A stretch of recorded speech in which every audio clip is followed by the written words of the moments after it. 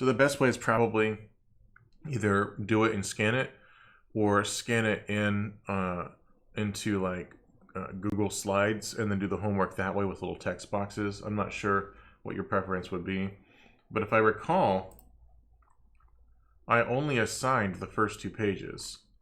So this page requires you to put notes in. That probably needs to be handwritten unless you want to port it into Finale or something. And then here is putting in notes. That probably needs to be handwritten as well unless you want to do it in Finale. And then this analysis could easily be done as text boxes over an image, which MS Paint could do that. Honestly, you've seen the textbook via my lectures, so rather than scanning it and doing it online, if that's the way you want to do it, you can go to my videos and then just screenshot them.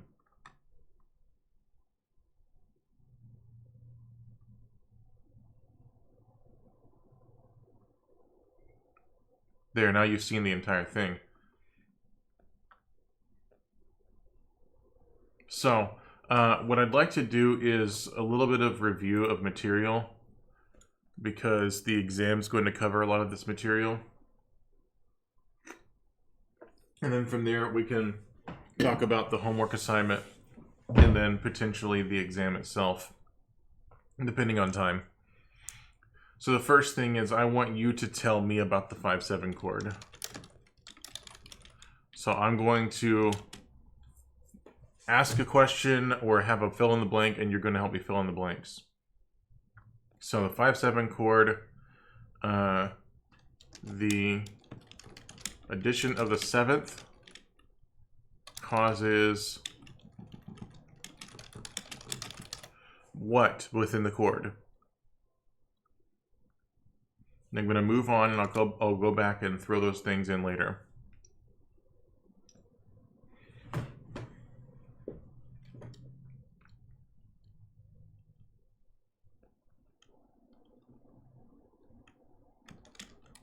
This causes the chord to imply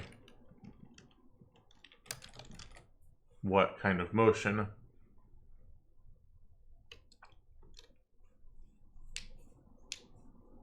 Let's see, what else?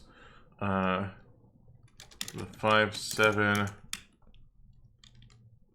leads to the what chord? Authentic motion, yes.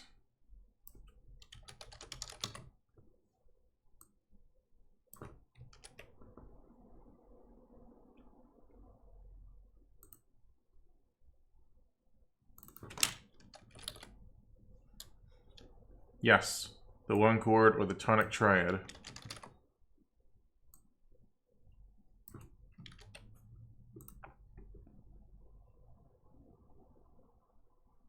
Glad your internet is working today, Belle. Let's see.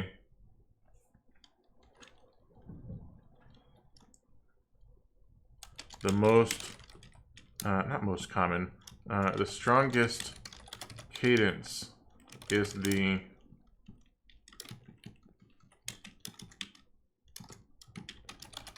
blank blank cadence.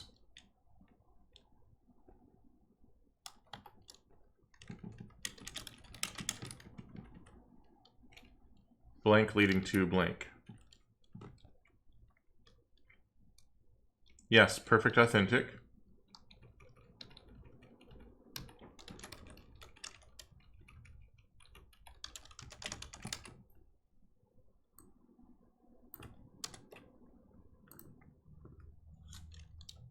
Five to 1.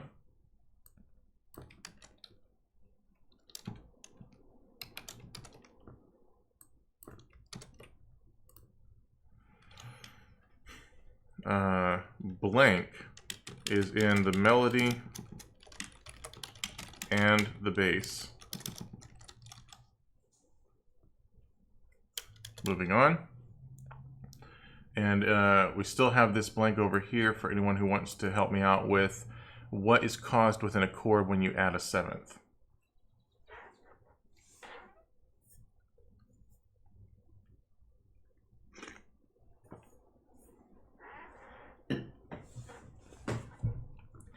Tension, or the musical term for tension, is what?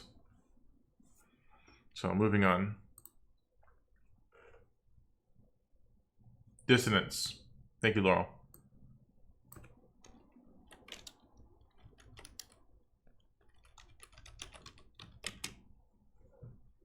And then, what is in the melody and the bass in a perfect authentic cadence?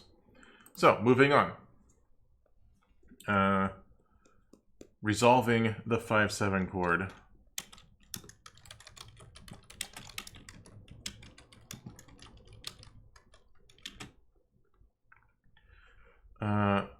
Root. Okay, I'll give you that. I would just say do. The tonic, the first scale degree. But yes, the root of the tonic triad is in the melody and the bass. I would give you that. Resolving the 5/7 chord to the 1 chord.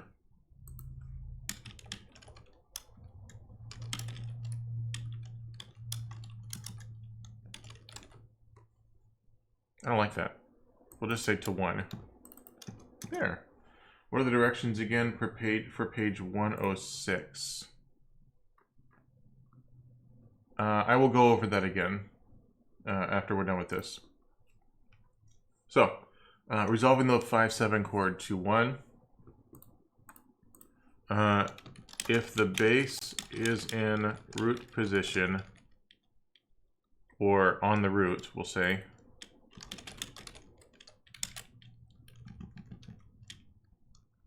if another voice is on the root,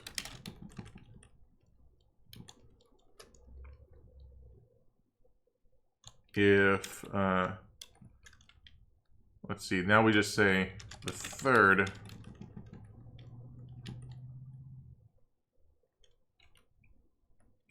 of the 5/7 blank, the fifth of the 5/7 blank, and the 7th of the 5/7 blank. So help me fill this in. This is not ironclad necessarily, but this is a really, really good guide. Resolve to the next root, yes.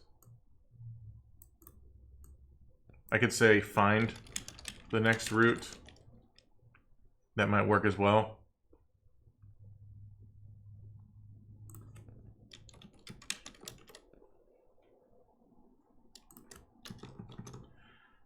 Stay put, yes. Stay as the common tone.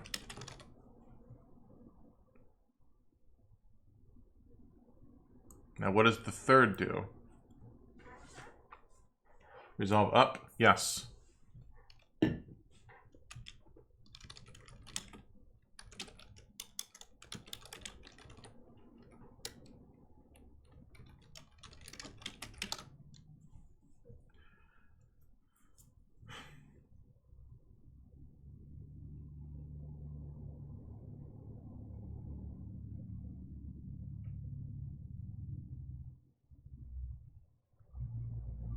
Yes, resolves by downward step.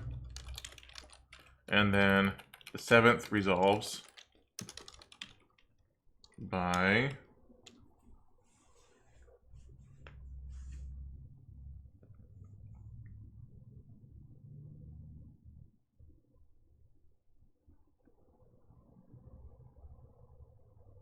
downward half step. Yes.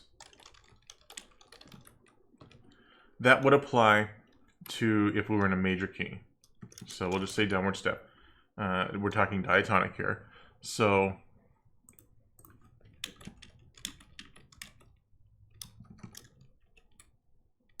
say this. So what would change if I was resolving deceptively? Which one of these is going to change?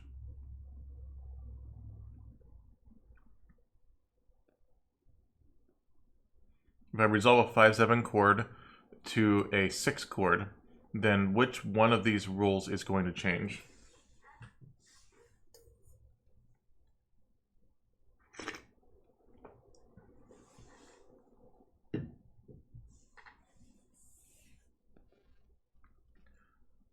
it was the common tone. So scale degree 5 is the common tone between 5 and 1, but it's not the common tone between 5 and 6. It's not even in the 6th chord. So,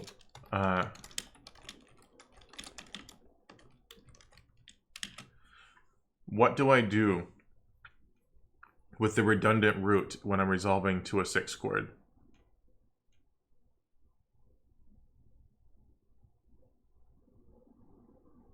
This is last Wednesday's lecture.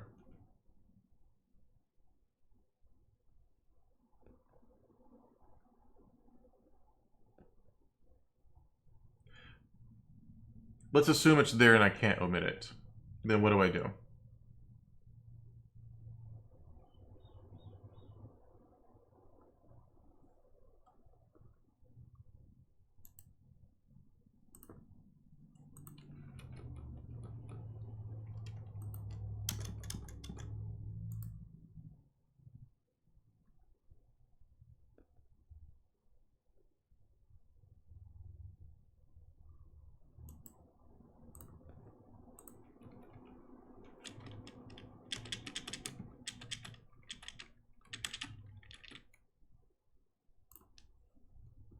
Does anyone remember the issue where if the bass steps up by step and a redundant root steps up by step in the resolution of 5/7 to 6, that causes it a parallel octave? How did I fix that without omitting the redundant root? What did the inner voice on scale degree 5 do that wasn't a step?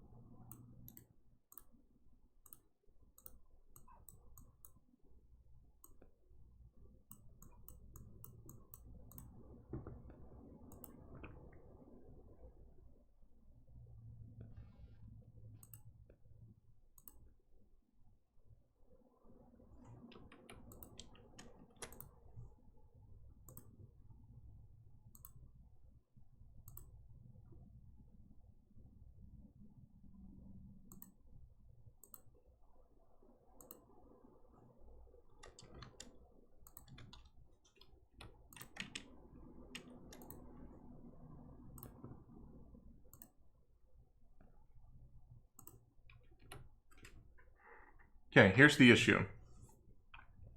I'm going to play this for you real quick.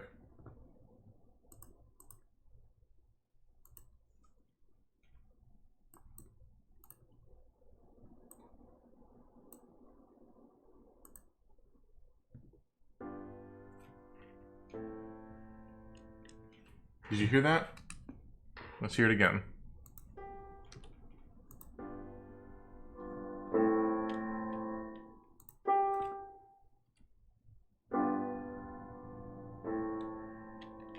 What you're hearing is parallel octaves if I have scale degree 5 find the nearest note in the 6th chord. So let's check out this 7th real quick. Let's just focus on what we got here. What is another option? What's another part of this A minor triad that the G can go to if it can't step up?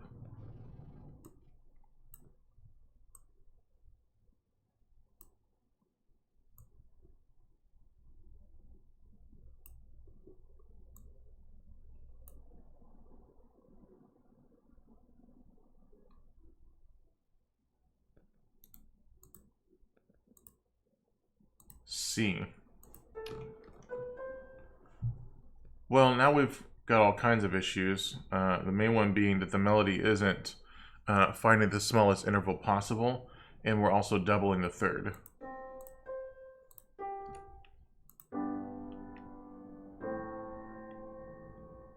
Now there are hymns that do that.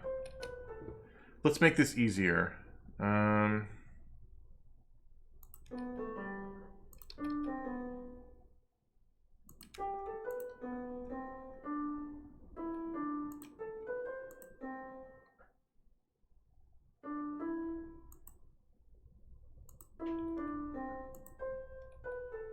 There.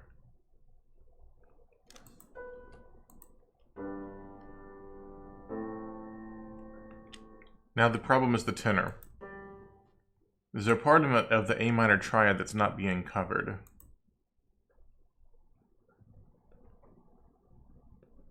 Let's mess with it a little bit more.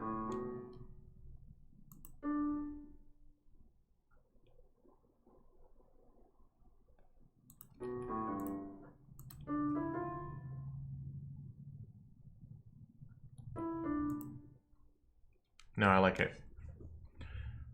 What part of an ACE chord isn't being done here?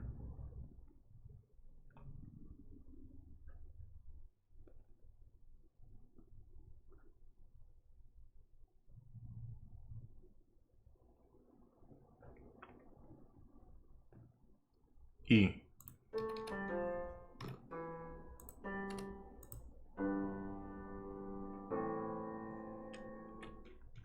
So this is more something that's going to happen when you have triads, the 5 triad leading to the 6 triad, because the 7th is usually what's going to do that.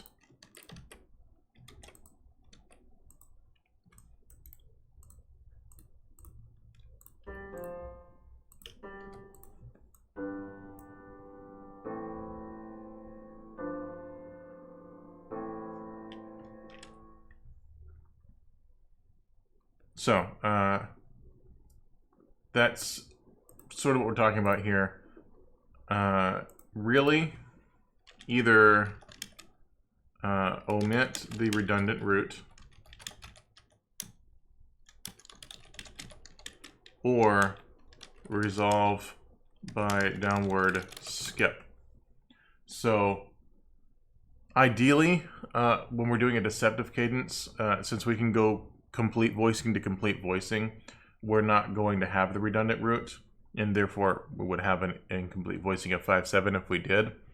But if we do, then we've got to make sure that we are resolving by downward skip to find the 3rd scale degree, which is the 5th of the 6th chord. This might one day come up, so I figured I might as well just throw it in here. Otherwise, these rules apply to root position 5/7 chord leading to 1, to 5/7 chord leading to 6, and it applies to any inversions of the 5/7 chord. Because no, I only mentioned the bass right here, root position. Any other time, if the 3rd is the bass, if the 5th is the bass is the 7th in the bass, all of those, the rule is already there for what to do with the 5/7 bass part. So this applies to inversions as well. This summarizes the entirety of chapter 14. 14? Yeah, 14. So let's talk about related keys.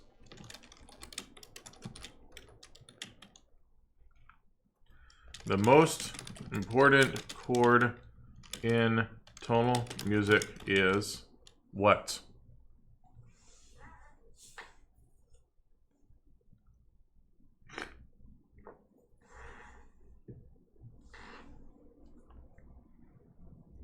Laurel, Annabelle, you want to chime in? What's the most important chord in tonal music?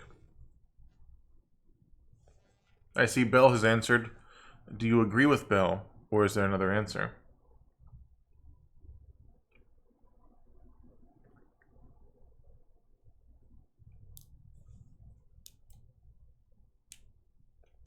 It is the tonic. The tonic triad. Yes, sounds good to me too. The most important chord in tonal music is the tonic triad. It's the reason that we call it tonal music, is that it centers around a given chord. The next most... I was pretending to be fishing for a more correct answer.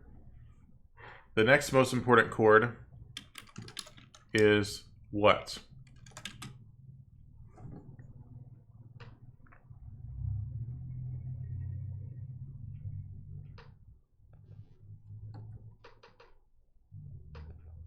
Yes. The dominant because it leads to the tonic.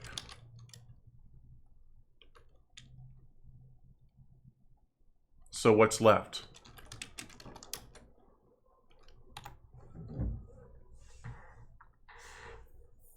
Two things. Two things are left.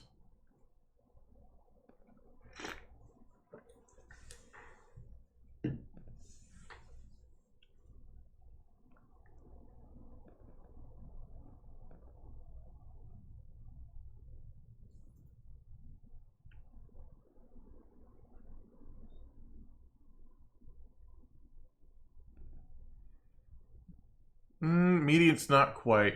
Unless we're trying to fill out a triad. The median doesn't have a relationship to the tonic.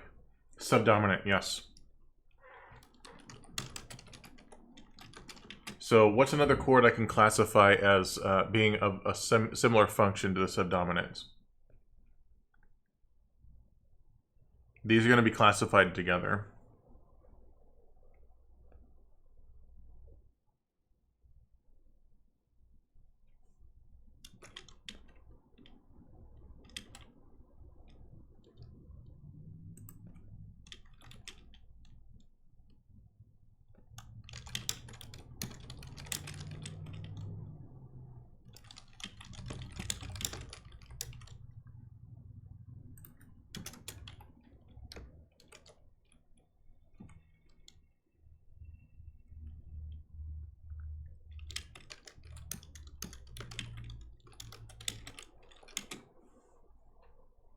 So I added in the leading tone also leads to the tonic.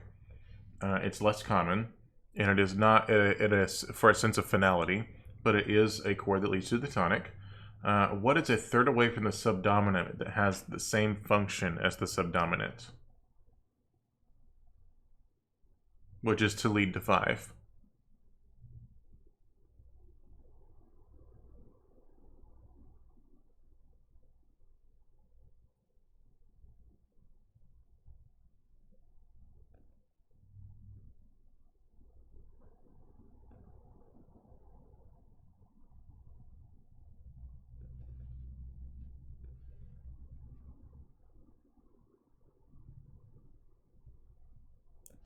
Yes. The supertonic. The supertonic being 2 is another chord that can lead to 5. It leads to 5 in the same way that 5 leads to 1, which is via authentic leap.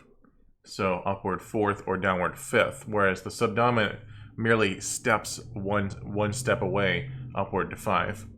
And then there's only one other classification of chord that's left here. We've got the tonic, we've got the dominant, we've got the subdominant, and a third away, a chord that functions in the same way.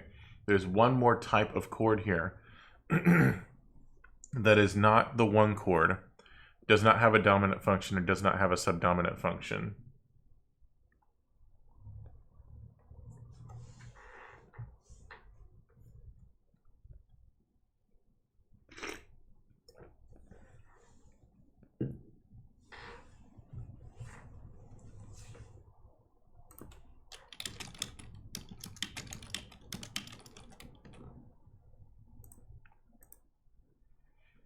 Can you think of a chord in a major or a minor key, not necessarily the same scale degree, that doesn't care about the tonic, that doesn't lead to the tonic at all, doesn't lead to the 5 chord even?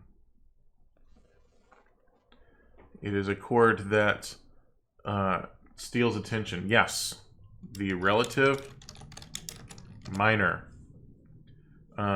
6 or major 3, depending on if we're in a minor key, it would be 3. So let's talk about that. In a major key, the relative minor is the is scale degree 6, and that's the tonic of the relative minor.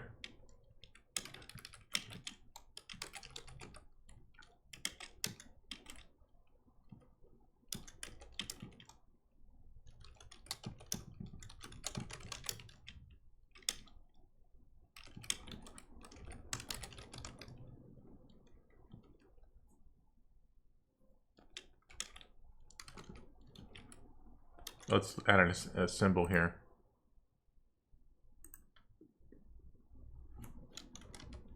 Come on.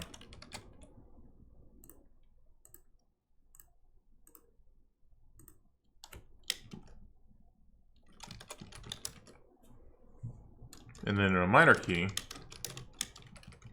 3 is the relative, so it gets to be a tonic as well. Its dominant is the subtonic. Its subtonic, it doesn't get one because it's not a minor chord. It has a leading tone though.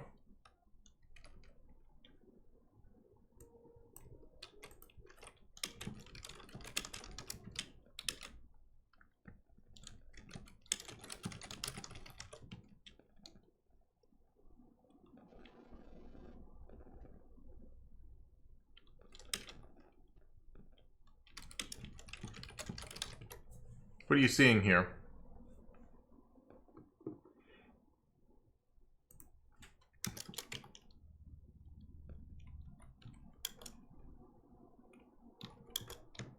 I want you to tell me what your gut tells you about all of this.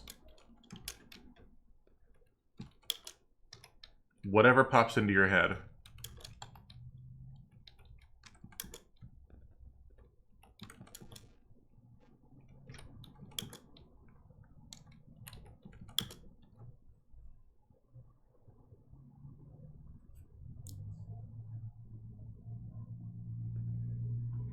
And by the way, we've covered all the chords now. So we covered 1, 4, and 5. And we covered 2. Now we've covered 1, 2, 3, 4, 5, 6, 7. We've covered every scale degree, every triad in a diatonic framework. But what does your gut tell you about all of this right here that I just added in?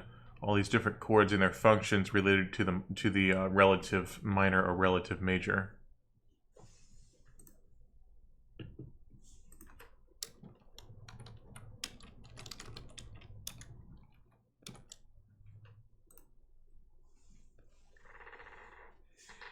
The most basic thing that your brain has come up with all of this new knowledge that I've been, well, not new, all of this knowledge that I've reviewed you with, all these different ways that these chords behave when we are in a passage that focuses on the relative minor or relative major, depending on if we're in a major or minor key.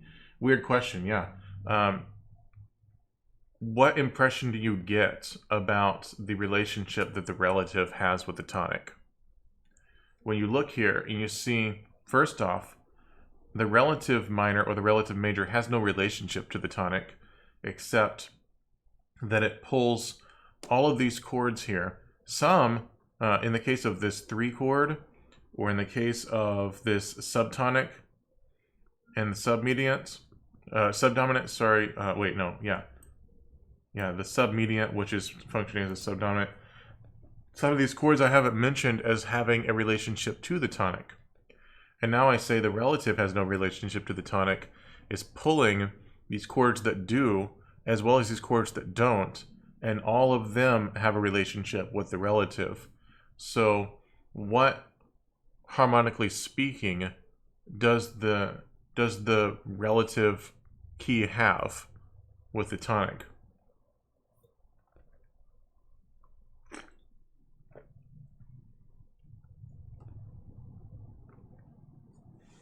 Okay, I'll get more pointed, and then that way you'll understand the question. If I have a chord progression that starts off in the key of the tonic, and then midway through the chord progression, I start utilizing these chords, or I start utilizing these chords, depending on if I'm in a minor key, am I in the tonic key?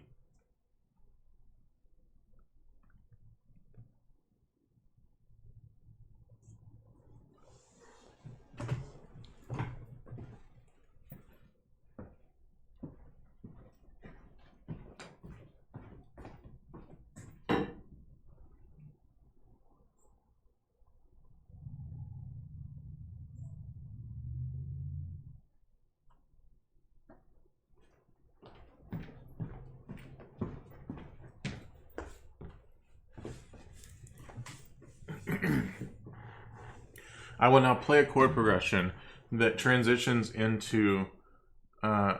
leading to a key change isn't the wrong direction to be thinking. It's not what's going to happen. I'm going to play a C major chord progression, and eventually I'm going to start using these chords. I'm going to stop using 1. I'm going to stop using 4. I'm not even going to use 5 because that's subtonic and kind of gets hazy.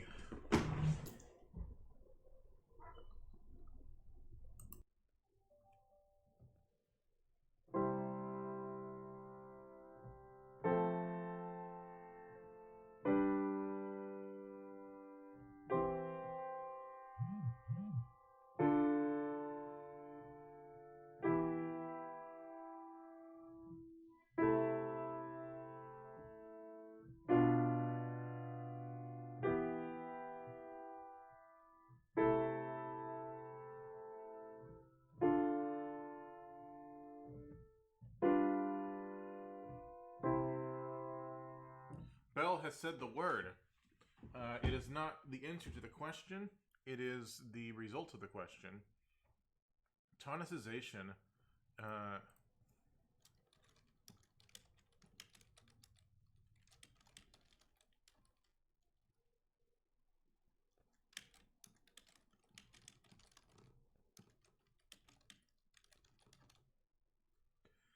When you emphasize the relative, you are tonicizing the relative.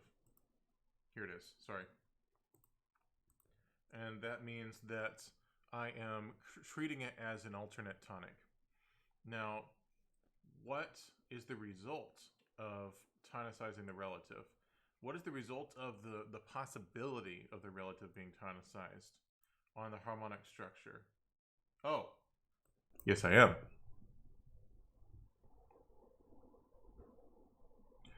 When you emphasize the relative, you are tonicizing the relative. But what is the result of that possibility? What is the result of the fact that 6 generally doesn't have a function in the tonic framework? 3 doesn't either. 2 does sometimes, and 7 does sometimes. But they've found a home here within the diatonic framework or chord relationship framework of the relative. Or in the case of 3. 3 doesn't have a relationship to 1. 7 doesn't in a tonal framework. 2 kind of does. 6 doesn't typically, and 4 totally does. So think like Toy Story 3, okay?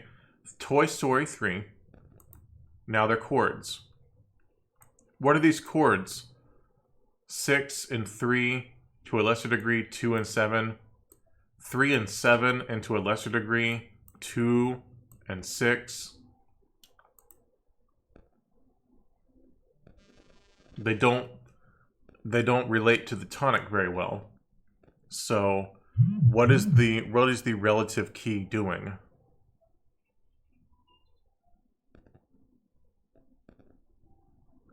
Because now they have a function within the relative key that they did not have in the original key. So what is happening? Toy Story 3, think back to the story. What characters are 6 and 3 and 7 sometimes 2, 3 and 7 here, sometimes 2 and 6. Because Andy only has 1, 4, and 5.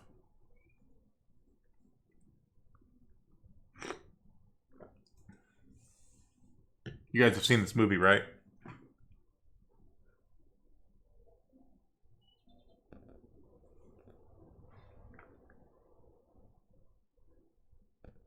Yes. They need a home. So what is the function? What character is the relative minor or relative major? Like Bo Peep. Oh, like in Toy Story 4. So in Toy Story 3, what character is the relative key? Finding a home for the less important toys.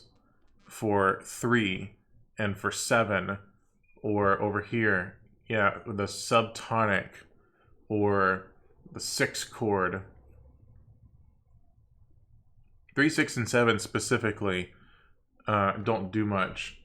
I'm talking about the evil bear, the one that ends up the bad guy, and he's got that home for all the toys, but then the toddlers chew on them. What I'm trying to get to in like the past 20 minutes of lecture is that you've got 1, 4, and 5 tonic, subdominant, dominant. And that is the Schenkerian framework of harmonic progression. And then you've got everything that's been left out. 2 often gets to lead to 5. 7 sometimes gets to lead to 1. This 7 never gets to. This 2 sometimes gets to lead to 5. But the rest of them are having their focus split away from the tonic. And there is a split in harmonic focus where the more we start to use these chords, the more the focus is pulled away from the tonic and towards the relative minor. Or in a minor key, especially because of the fact that the dominant of the relative major is actually major, then the focus starts to pull away from the tonic. That's what I'm talking about. Is a split focus harmonically in a diatonic framework. And then the reason this matters is actually Bell beat me to it. We're heading towards tonicizations next semester, and it's simply exactly what we've talked about, which is pulling the focus away from the tonic and towards something else. Usually, the easiest way to do that is the relative. For example, I'm going to play Autumn Leaves for you. And I want you to listen for how many chords it took to start to hear tonicization of the relative major. And then how many chords that lasted. And then after that, of course, we get back to the tonic.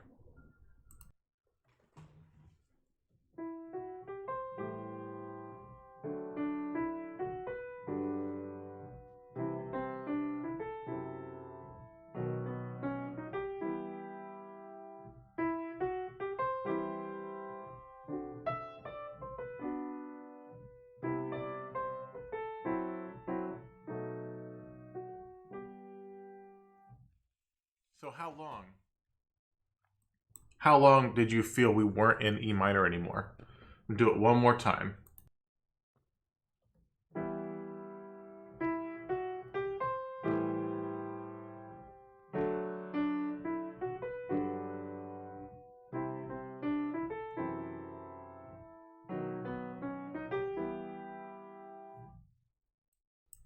That chord progression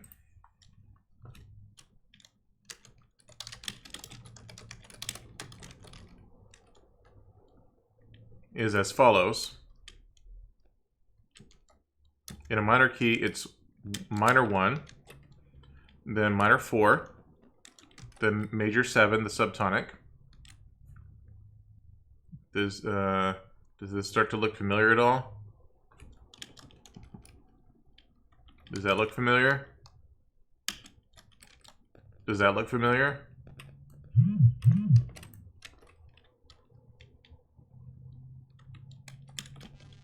In a major key, it's this. Tell me if this looks familiar.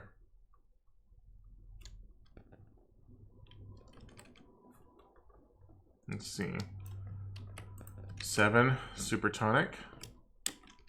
3, dominant. 6, tonic of the relative, which is the relative. 2, which is the subdominant of the relative, but also a subdominant function in the tonic key. 5, 1. The circle of authentic motion, by this point,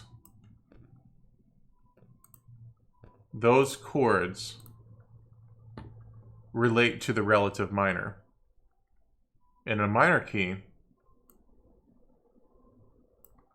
these chords also relate to the relative major.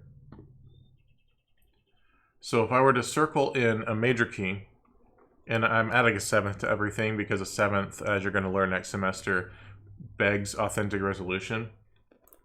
You're going to hear, kind of weakly but still there, a moment in a major key where we start to tonicize 2, 5, 1, 4, the relative minor. And then right here, you're going to hear a 2, 5, 1, 4, one chord sooner, and led to via an actual major quality dominant triad, the subtonic, that's going to lead much more strongly to 3. So if I were to do Happy Autumn Leaves,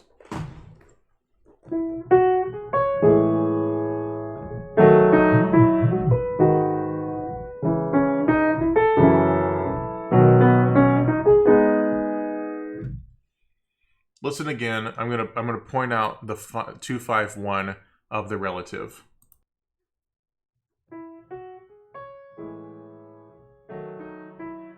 Here it is. 2, 5. Wait, no, hold on. 2 is a diminished chord. That's right. 2. Here's 4. 2. So it's kind of neutral sounding. So let's do it in a minor key again. 1.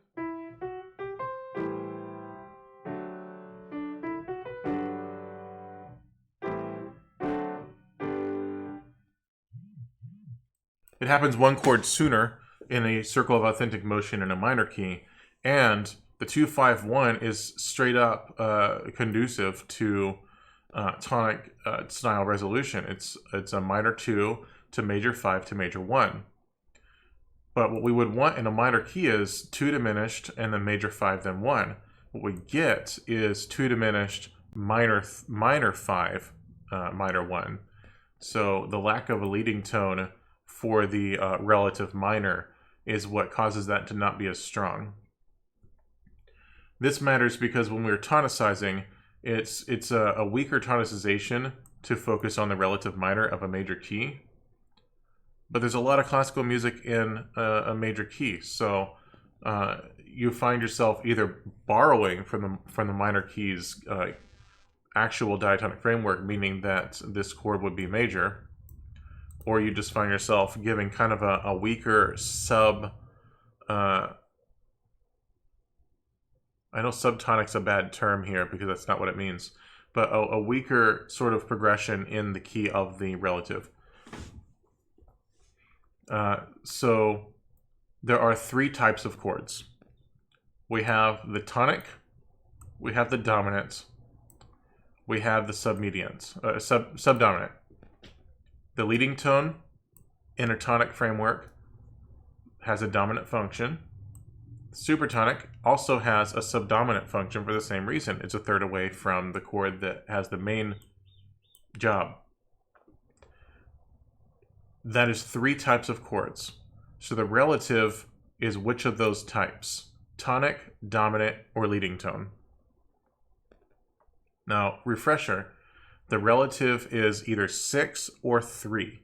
6 is a third below 1, and 3 is a third above 1. So is the relative a tonic function chord, a dominant function chord, or a subdominant function chord? I really need to have elevator music to help with this. Or theme from Jeopardy.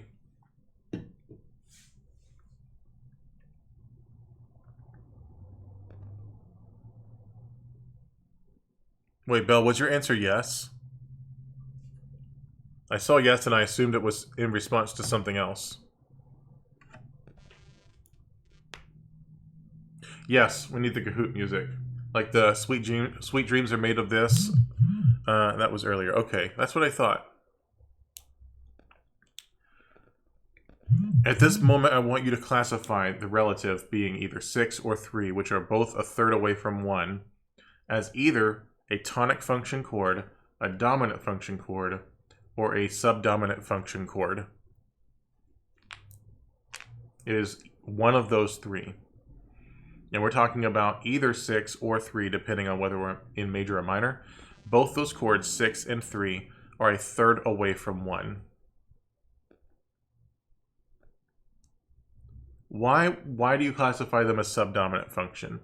I could buy 6 being a third away from 4, but 3 is a step from 4, so 3 cannot share a function with 4. It has to be a chord that they are both a third away from to share function.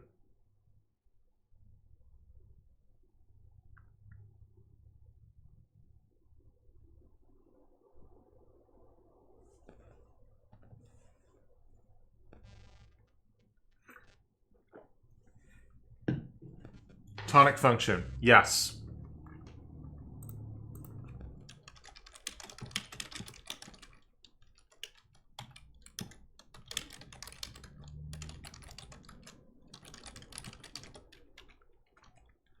Tonic function is the tonic and the relative key. Dominant function is 5 and 5 of relative key. 5 could also be minor in this case because 3 in the key of a major key.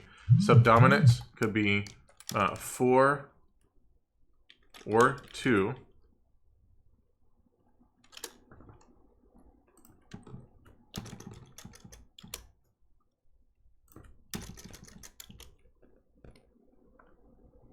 Or the 4 or 2 of relative key.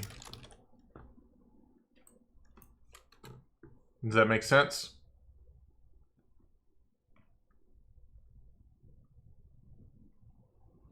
With this in mind, there's 3 types of function.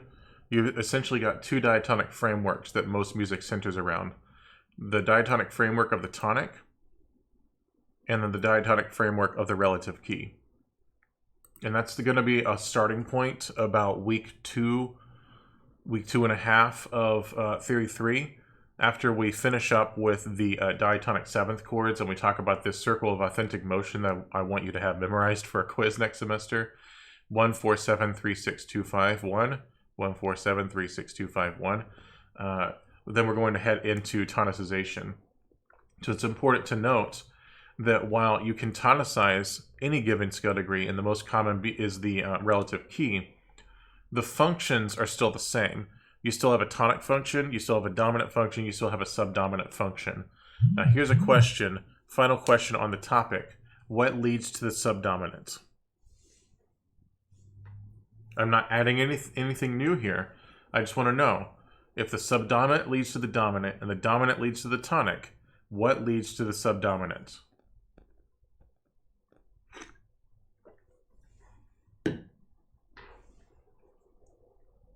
I have one other question after that. Yes, the tonic leads to the subdominant. A common chord progression is 1, 4, 5, 1. Schenker is happy. Oh, that's covered up. Cool. Which means in a relative key, you might have 6, 2, 3, 6. Or in a minor key, you could have 1, 4, 5, 1, and the relative would be 3, 6, 7, 3. Once we start to go non-diatonic, we start to really analyze this in a different way. And that is going to be about week 2 or week 3 of Theory 3 that you get to find out all about that. So hopefully this was fun for you. I had one more question. Which one of these functions will last the longest in a harmonic progression?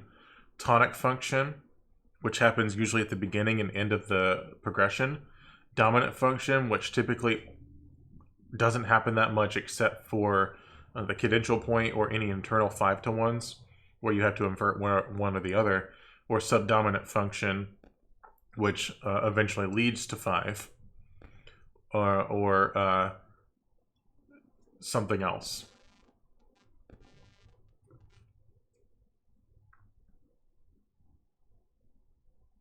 This is a trick question.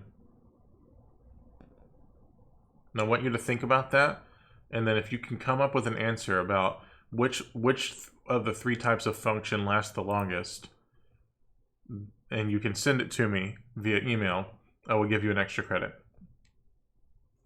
Okay, let's talk about the homework with a little bit of time we have left. Are there any questions about the homework?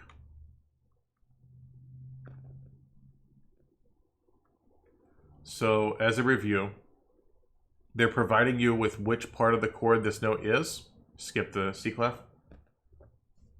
Okay, we will get there.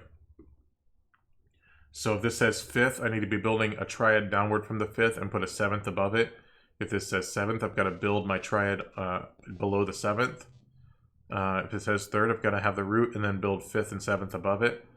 And then I've got to make sure that the quality is the correct quality of triad plus seventh. And then the tonic that I say the key is a half step up from the third. And then here, the analysis is specifically something regarding the 5/7s and non-chord tones, I believe is what I asked for. And then here, so for every voicing of the 5/7 to 1 resolution, they are providing you with a lowercase c and a lowercase I, which means they are specifying whether this will be complete to complete, or complete to incomplete, or incomplete to complete. That's your three choices. So if they're wanting complete to complete, that's a special case. So let's say they want complete to incomplete. In the case of this D chord, they are wanting you to resolve every part of this chord exactly as you've learned for me to do, which is what we reviewed, which is the root is going to find root, so D. Fifth is going to go down a step, seventh down a step, and then third up a step. What you're going to have is D, D, F sharp, D. That results in an incomplete voicing because you followed the resolution. Rules, for lack of a better term. 5/7 incomplete, they are telling you this is an incomplete voicing. It requires no effort on your part. So then if it goes C to I or I to C, you just follow the rules of resolution. So the root goes to A flat, the D flat goes down a step, the E flat stays put because it's an inner voice root, and then the G is the third and it goes up a step. You get A flat, C, E flat, A flat. That's a complete voicing. So because I've taught you that that's what happens, it ends up happening. So the next example here is they want a complete voicing to a complete voicing. What part of the rules that I've taught you of resolution has to be broken in order to achieve complete voicing to complete voicing? It is called frustrating the leading tone. So what does that look like when I frustrate the leading tone? The leading tone, of course, is the third of the 5 chord and wants to be going up a step to the tonic. What would happen is then F to B flat, E flat down to D, and A and C converge on B flat. We end up doubling the root 3 times. Resolve down a step. What kind of resolution down are we doing with the leading tone? Instead of going A to B flat, a B flat D F chord is missing an F. So we've got B flat here, D here, C goes down to B flat here. The A, if it goes up to B flat, results in an incomplete voicing because the fifth F is not here. Again, B flat, D, B flat. So if I resolve down, what do you mean by resolve down?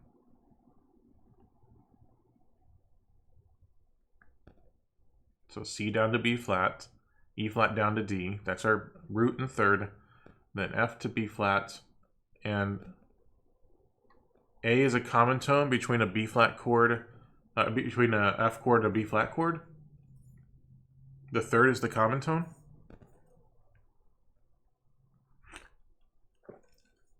So again, we've got F to B flat, that's root to root. We end up with a D in the tenor, so root third. We end up with a B flat here, so root third root. We're missing the fifth. So where would F go?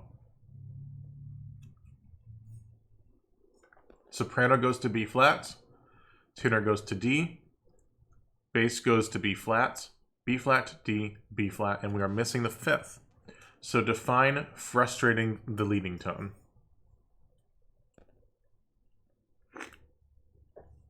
Alto is on F, yes. So frustrating the leading tone is an inner voice, either tenor or alto, almost never the melody, is going to, rather than step up leading tone to tonic, T-do, it's actually going to skip down a third, skip down to the fifth of the next chord, T so. In the key of B flat, I want you to do this. But this is what we're doing. So the chord progression sounds like this.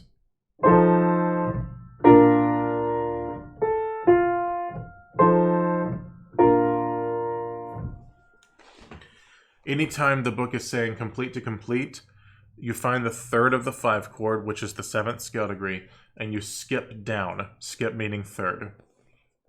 And then the rest of it you resolve exactly as you've learned. So there's only one more aspect of this that you've got to look at, which is 3-voice resolution. In a 3-voice resolution, the 5/7 is always going to be an incomplete voicing because we can't cover all 4 notes. But incomplete voicings in their very nature, well, in a 4-voice structure would result in a complete voicing of 1. What you're going to end up with is an incomplete voicing of 5, 5th omitted, to an incomplete voicing of 1, 5th omitted. So you're just going to follow the rules as you know them. Root to root, 7th down, 3rd up. Let's find more of those. Root to root, 7th down, 3rd up. Let's find more. Root to, well, here we go. Root to root, 3rd up, 7th down. They're all going to look like that in some way. All the three note voicings. Let's find another one. Here we go. Well, we already looked at that one. Was that it? I think there's only 3 of them. So you just follow the same rules that you already know, which is root to root, 3rd up, 7th down, and they're just not going to be a 5th.